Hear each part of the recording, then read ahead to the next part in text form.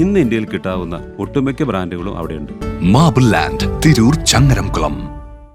താനൂർ പരിയാപുരത്ത് പുതുതായി നിലവിൽ വന്ന സൗഹൃദം റെസിഡൻസ് അസോസിയേഷന്റെ ഉദ്ഘാടനം പരപ്പനങ്ങാടി നഗരസഭാ ചെയർമാൻ ഉസ്മാൻ നിർവഹിച്ചു.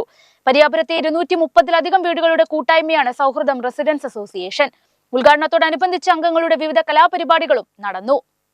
താനൂർ നഗരസഭയിലെ 2ാം ഡിവിഷനും പരപ്പനങ്ങാടി നഗരസഭയിലെ 25 ഡിവിഷനും ഉൾക്കൊള്ളുന്ന ഭാഗത്തെ 230-ലധികം വീടുകൾ ഉൾപ്പെടുത്തിയാണ് സൗഹൃദം റെസിഡൻസ് അസോസിയേഷന് രൂപം നൽകിയത്.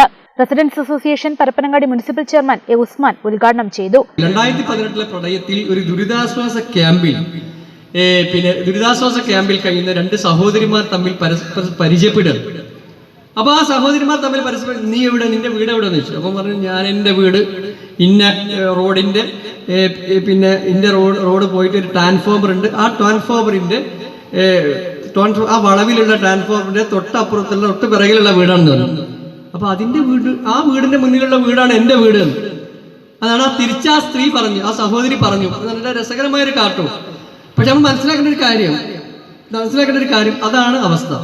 പരസ്പരം, അതായത് തൊട്ട് അയൽപക്കത്തുള്ള ആളുകളെ പോലും പരിചയപ്പെടാൻ, അവരാരാണെന്ന് പോലും അറിയാൻ പറ്റാത്ത രീതിയിൽ നമ്മുടെ ആളുകൾ, നമ്മുടെ ജീവിത ഇത് മാറിയിട്ടുണ്ട്.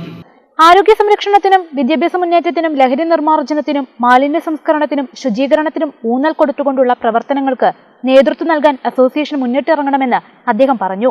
ചടങ്ങിൽ residence association president M Rajeevan master അധ്യക്ഷം വഹിച്ചു. Tanur municipal councillor P Unnikrishnan, Parappanangadi municipal councillor M Deepa, വിവിധ സംഘടനാ പ്രതിനിധികളായ V P Khader, T V Kunhimarakkar, Priyesh Karkoli, Shamej N M, association secretary A Jayaprakashan, vice president U Jayaprakash, joint secretary Pootheri Sivadasan എന്നിവർ സംസാരിച്ചു.